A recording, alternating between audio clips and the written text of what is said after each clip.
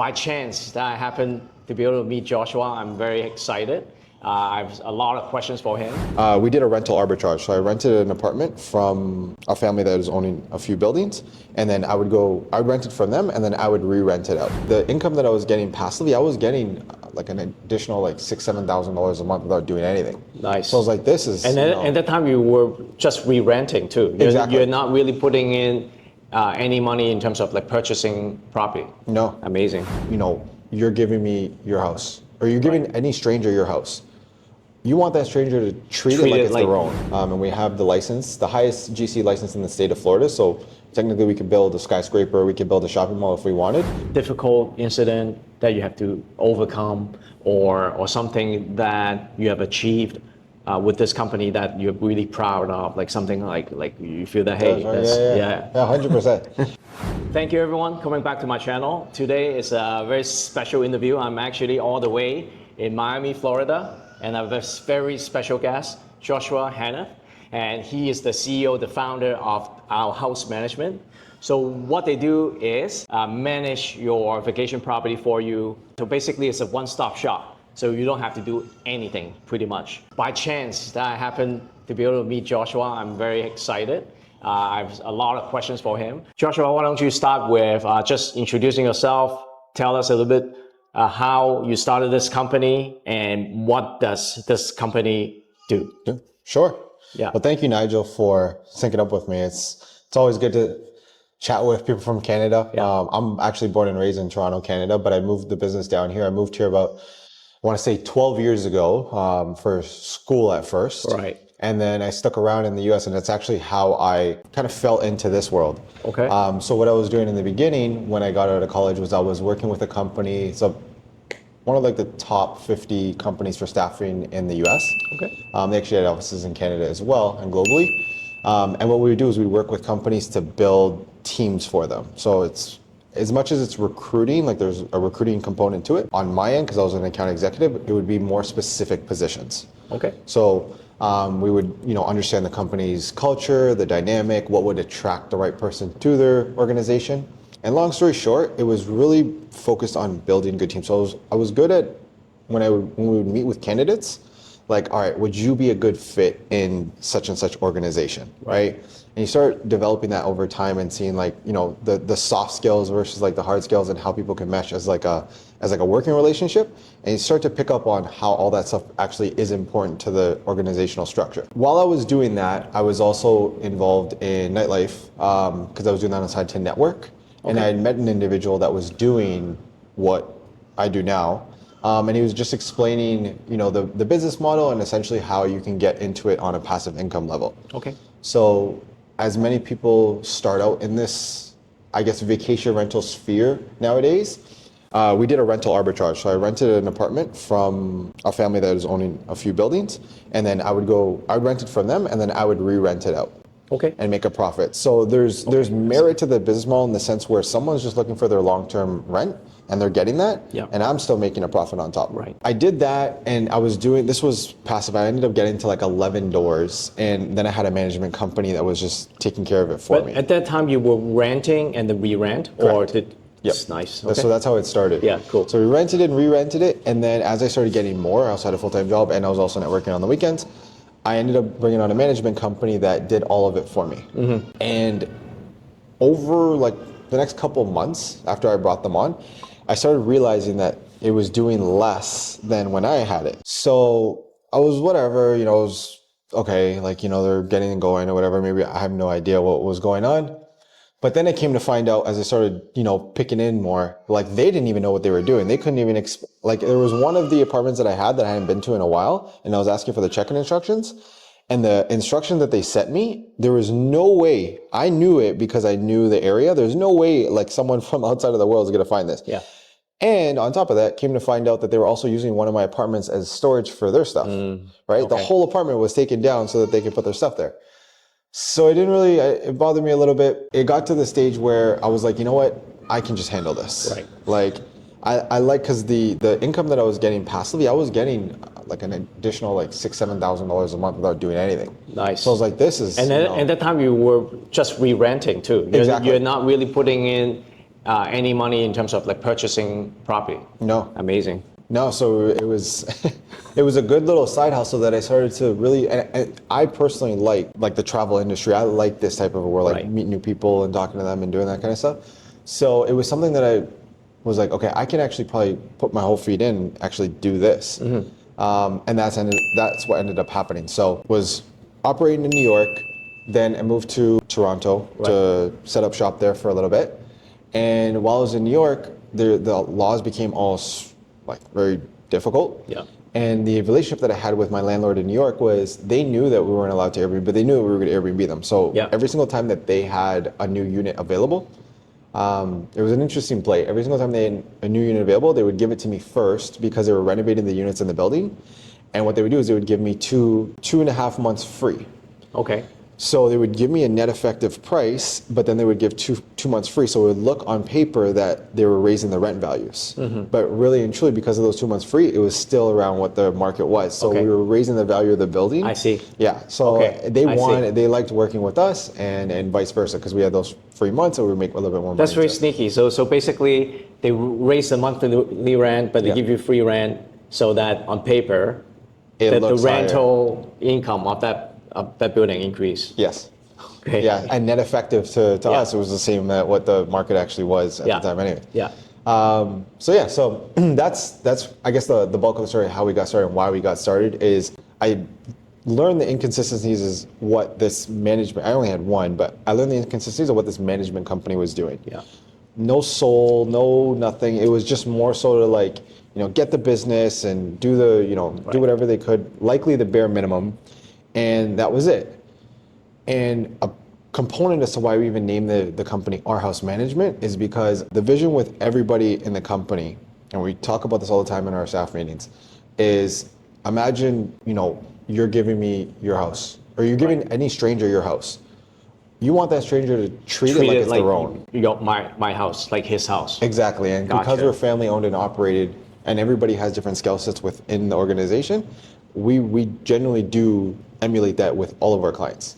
We will go, to war with our client, for our clients. We will go whatever our clients need. We go above and beyond for them. Okay. Right, and it's not a very transactional relationship by any means, because I know there's other companies as well that, they charge a fee and then they charge all these extra fees if you want to do certain things. Like I heard of one company that they charge a percentage, and then if they need to go and restock or change like a cup or go and do XYZ to your property, they charge you for time and labor to do that. Right.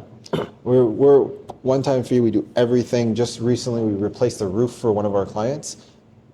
Labor costs, like all the materials, and that if they went and got a roof or whatever. And to be honest, when I say they went, if we went, because at the end of the day we coordinate all that stuff anyways, it would have cost about $6,500.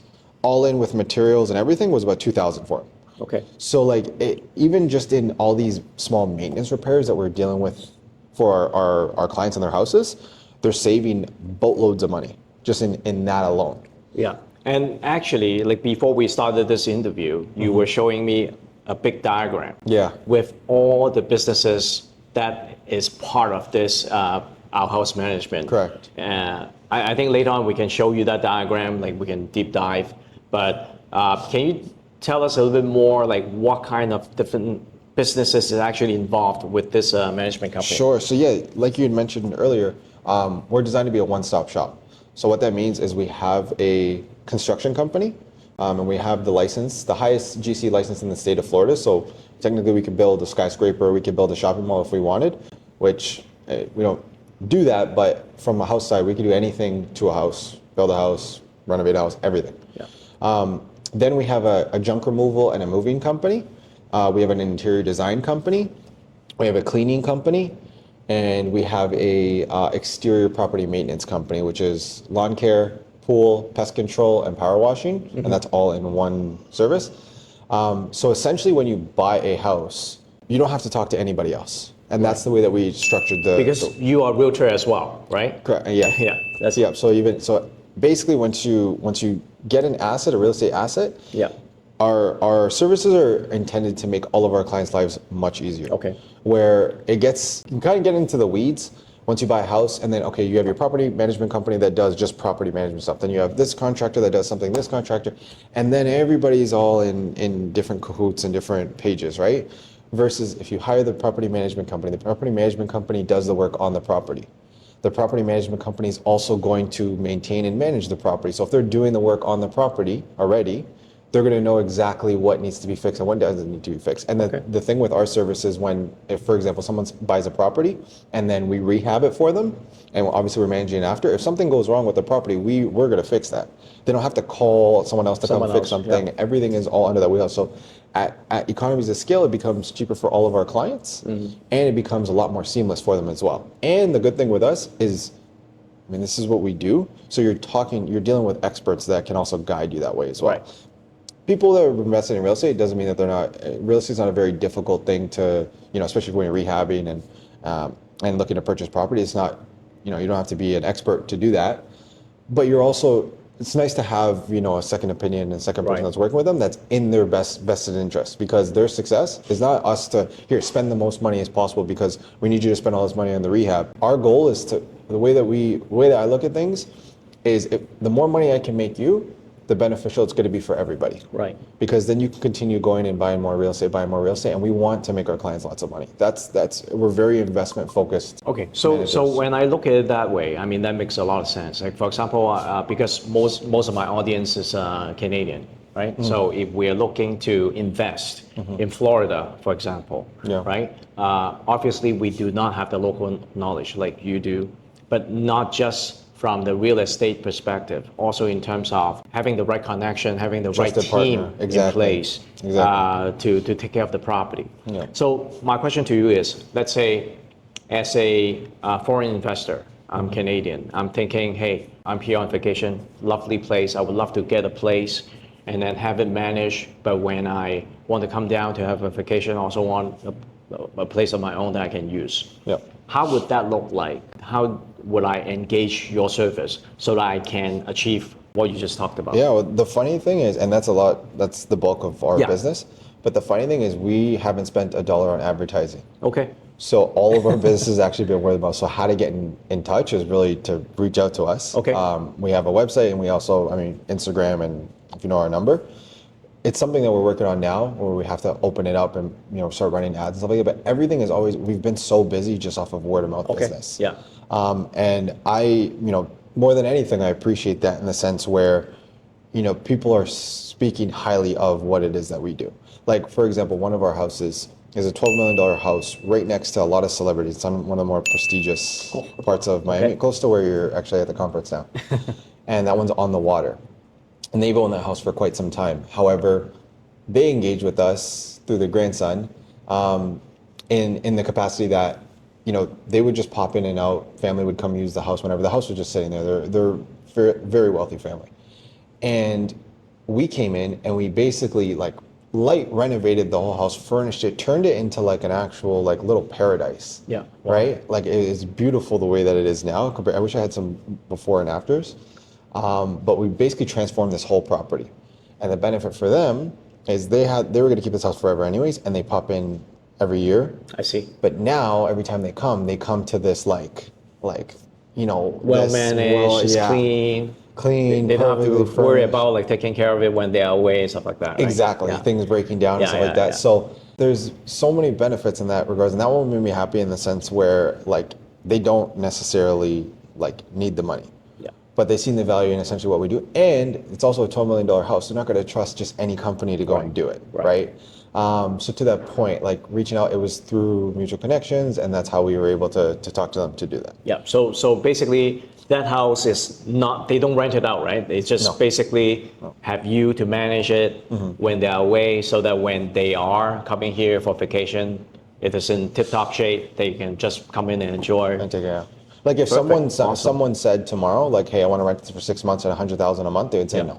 Yeah, of course. They don't care. Yeah, right. They don't need the money. Yes. Yeah. Okay. That's awesome.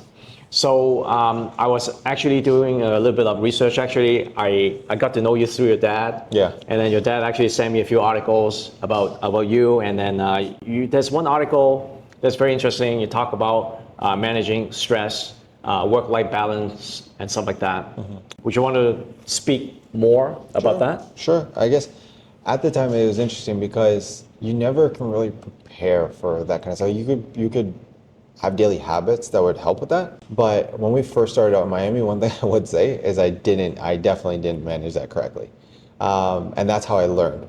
When we first got down here, I remember, and I tell everybody this to this day, it was about, I'd say for the first year and a half, because when we got down here, it was during COVID and everything was like moving super quick. Yeah. Like it was insane how, I could tell you some of the properties and the stories and how much we were making with some of the houses. I was actually posting one particularly on my social media, the first house that I got, just the monthly revenues. It was nuts. Yeah.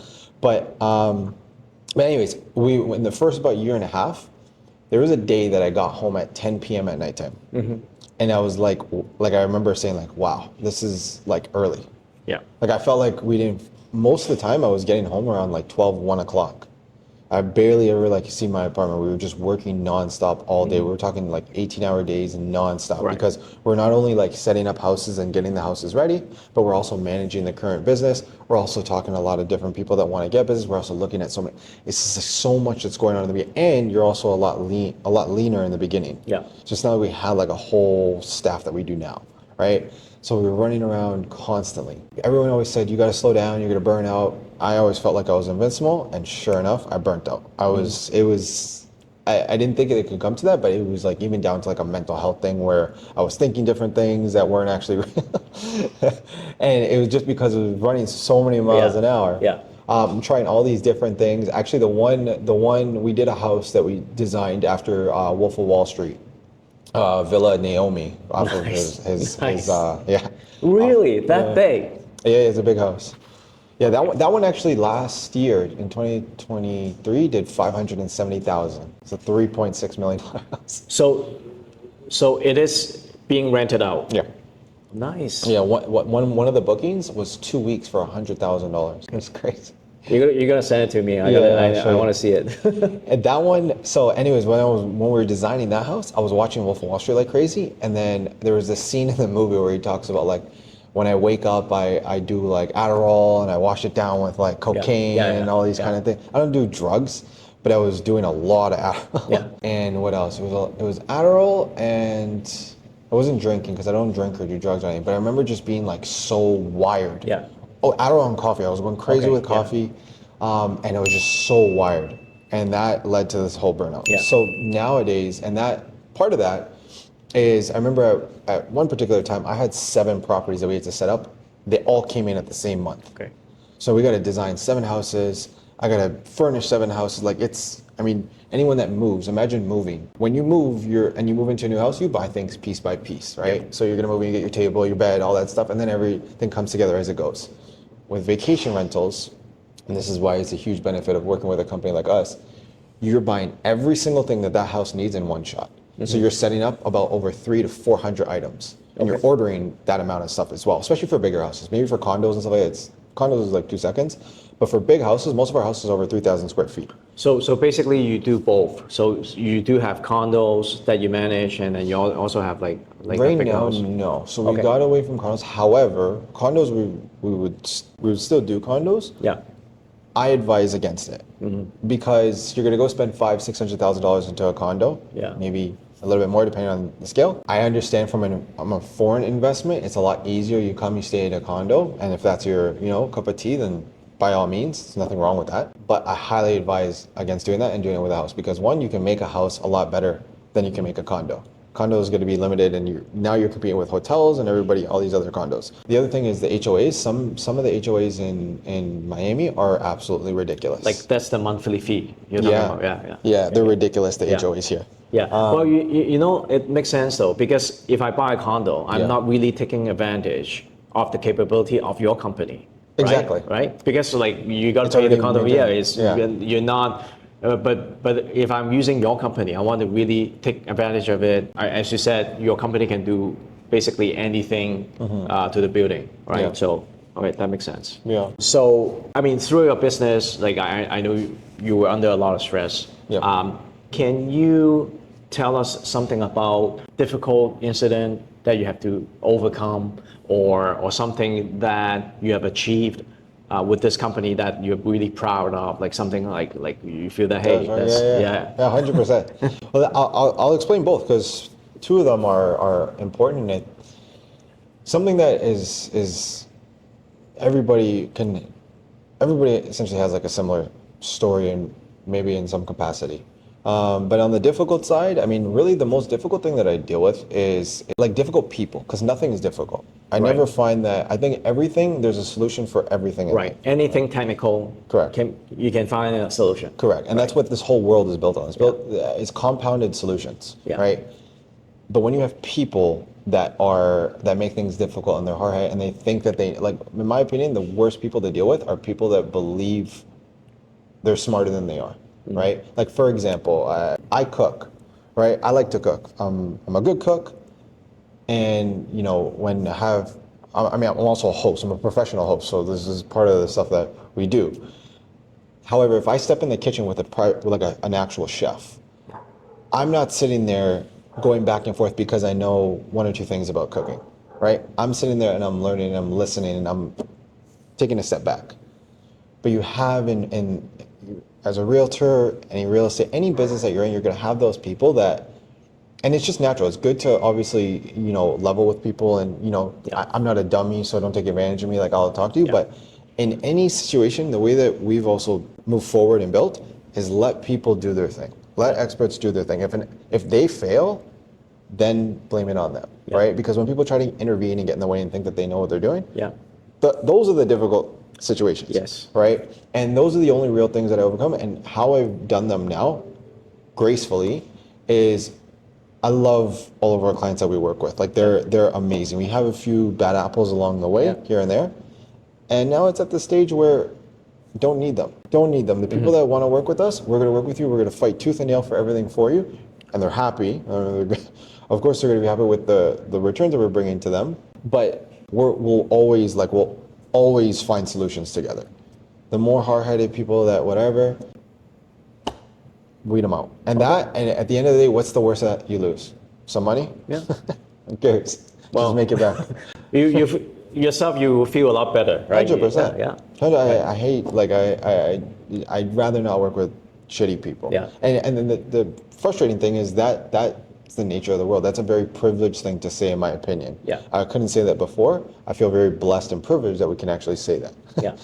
Yeah. But that you get to a stage, fight as hard as you can, work as hard as you can, take the hits, take whatever, and then once you get to a stage where you can operate at a level of essentially fuck you, right, and do right by the people that are in it with you. Yeah. Because there's not a single thing that our clients cannot come to us for. Everything, like we will be there for anything that they need. We take this very seriously in the sense where we're very grateful that you trust us with your business. Yeah. And in essence, your most expensive investment. Right. Right? Houses are typically most people's most expensive investment. So anything that they need will always be there. We're not like the type to, as I say, fuck you, it's not like, we're not like that to anybody. But if you are the type of person where you're very confrontational and you're very, because I deal with so many people from the guest side to even the client side, those are the kind of people I want to stay away from. So how about in terms of achievement? Sure. What is something that you feel really proud of? I mean, obviously you built this from the ground up. You built a lot of like business within business, right? That's really a big achievement. But in your mind, like, what did you feel the most proud of? The more than anything, what makes me the happiest person on the planet, and I'll tell you, I started this. I came down here with $5,000 that I put into options trading. That I was options trading. I got that options trading account up to $17,000, and I got my first property. And in the last, I'd say, 3.5 years, we've done over 14 million in sales from $5,000. Wow. That's crazy. Yeah. From 5,000 to how much? Over $14 million. Over 14 million. In 3.5 years. That's a really great achievement. Yes, Okay. but that's part of the business, which I'm very happy. But the biggest, I guess I would say, achievement on this is being able to now do this with my family. I got my brother down here, my mom's involved. That's great. Patrick, who's a good friend, is now involved. My wife's involved. Like, this is, my mom's involved. Like, we're all, and the thing is and your dad is a developer in Toronto. He's working with development in Toronto. So my dad's also now getting into the real estate world. That's great. That part has made me happier then, because we're also like, we're working together, we're fighting with each other. Yeah. But we're also like, we're getting closer and spending more time together and stuff. So it's amazing. All right. Thank you for sitting down with me. This interview. Usually at the end, I would have some rapid fire questions. So just really simple answers. So let's give it a shot. Okay. So what's your favorite city to visit? Bali. Bali. Nice. Instant. Okay. I didn't even think. Are you a morning person or a night owl? Night owl. Biggest pet peeve? People that think they're smarter than they are. There you go. Best book you've read? How to Win recent? Friends. I was just telling them yesterday about that. How to Win Friends That Influence People. Okay. By Dale Carnegie. That's a very famous one. Yeah. On your phone, one app you cannot live without? Instagram. Instagram. So if you weren't in real estate, what would you be doing? Probably sales, like medical sales or some type of like sales role, which I thank God, because I actually don't like salespeople. I started because I was in sales before, and I got into, like, when I say that, like very pushy sales. Mm-hmm. So what's your favorite way to de-stress? Doing nothing. Good. Good. What's your go-to motivational quote? Okay, so there's an African proverb, and it goes, every morning, the gazelle wakes up and knows it must outrun the slowest lion or it will die. Okay. And on that same morning, every lion wakes up and knows it's gonna have to outrun, or it's gonna have to hunt down the slowest gazelle or whatever, or it will starve. Yeah. And the moral of the story is basically, when the sun goes up, you better start running. Like, you better get going. Be ready. You're gonna die. Yeah. You're gonna starve. Yeah. What's your guilty pleasure? Oh, maybe my vape, I guess. Okay. It's like the only issue. I don't know. Very simple. I kind of work at it. Okay. Last question. One thing people would be surprised to know about you. There's a lot, but I guess for sure my background. Everyone always, that's the for sure thing. No one knows what I am. So I'd say, yeah, I'm Italian and Guyanese, but no one ever guesses that. Okay. Yeah. All right. Yeah. Well, you know what? Thank you so much for your time. Like, we have, this is the first time we meet in person. Yeah. But you welcome me to your home. Of course. Have dinner with me. Yeah. Fed me with good dinner, and then sit down with me to spend time with you. I'm a host. I'm a co-host. Thank you so much. I would have loved that we spent some more time. We should have spent the whole day, but obviously the conference and stuff. So what's the best way to reach out to you? Instagram. So my Instagram is very simple. BNB Josh, like Airbnb, right? Yeah. BNB Josh is where we can circle up. And again, more than anything, I always advise people, if you're thinking about it, like just a thought in the process, reach out. Yeah. Because at least you could start getting some type of like blueprint and footwork on what to do, or framework, I mean. But I'll never, like, when people get a little bit worried about doing, that's why all of our business is word of mouth. Like, I'm not, like I said, I'm not salesy, I'm not pushy, I'm not gonna bullshit anybody. It's for you to just know what you have access to. Okay. And at the end of the day, with everybody, because if someone's coming to me and saying, hey, I want to get into such and such, and then I want to do this, it's on it's my responsibility now to not put you into a bad situation, which I won't do, right? So, like, I appreciate when people reach out versus like just start going and doing their own thing and then come to me after and say, hey, about this property, manage it. Okay, fine, we'll do it, and we're going to do it to the best of our ability. But it's also good to, to kind of, let's go back end to end, right? Yeah, so you can know what you're getting into, right? Like right now we have a client that just bought a townhouse for $2.3 million. Okay. Right? This was after the fact. Is doing the same thing where they come into Miami, they use it, whatever, but they're buying it because it used to be an Airbnb. Mm-hmm. Well, there's a reason why it's being sold. But for 2.3, you could buy way better assets. It's gonna perform you can buy way detached, better. Yeah. And you can make them make a lot more money. Yeah. So in those situations, I always recommend, because we're still going to be able to do well for them. Yeah. But they're not going to be as excited as they would if they just we went back and forth on what to buy. Same thing with you. Like, you're a real estate professional. When someone comes to you and, hey, I want this type of home. I want, my kids is important. This, that, blah, blah, blah. And all right, I know exactly kind of what you want. Boom, here's a perfect home. Yeah. Yeah. Awesome. All right. Thank you so much. Likewise. Yeah. All the best.